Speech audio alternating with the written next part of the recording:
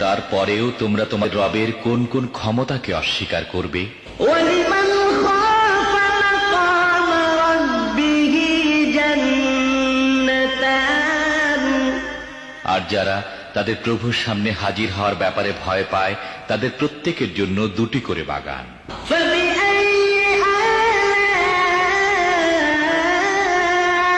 رَبِّكُمَا تُكَذِّبَانِ তোমাদের রবের কোন কোন দানকে তোমরা অস্বীকার করবে? ذَوَاتَا أَفْنَانٍ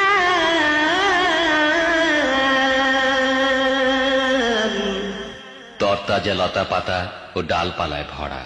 فَبِأَيِّ